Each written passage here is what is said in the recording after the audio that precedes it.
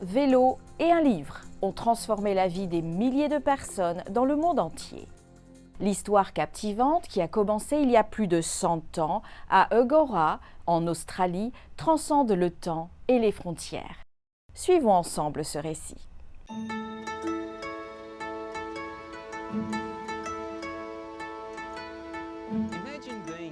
Imaginez-vous être à cet endroit il y a plus de 100 ans, quand un colporteur évangéliste adventiste vendait des livres à bicyclette. Il ne pouvait deviner qu'un jour sa visite dans cette ville aurait un impact sur des milliers de vies, et cela tout autour du monde.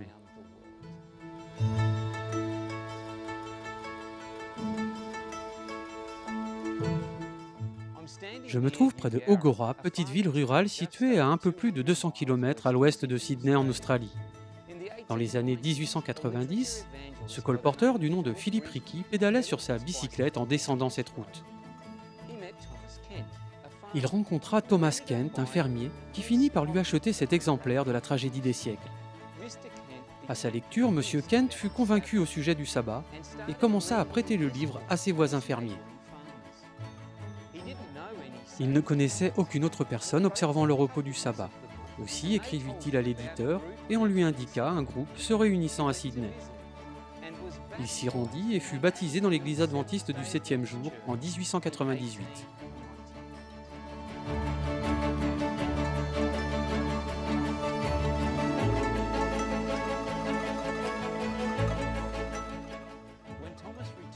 Quand Thomas revint à Eugowra, il réunit d'autres familles et créa une église dans sa maison.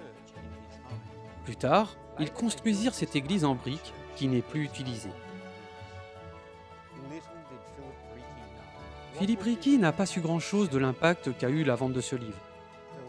Et pourtant, le patrimoine qu'a laissé ce petit groupe de fermiers à l'église adventiste d'Australie, et d'ailleurs dans le monde, a été important. Au sein de leurs descendants se sont engagés plus de 100 ouvriers adventistes. Des pasteurs, des enseignants, des administrateurs et des missionnaires pour le Pacifique Sud et pour le monde entier. Des églises ont été créées et des milliers de personnes y sont entrées grâce à leur ministère.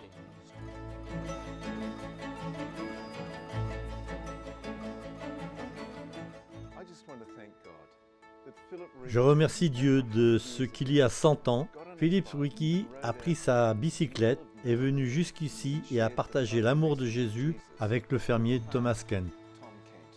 Voyez-vous, ce fermier était le grand-père de mon grand-père.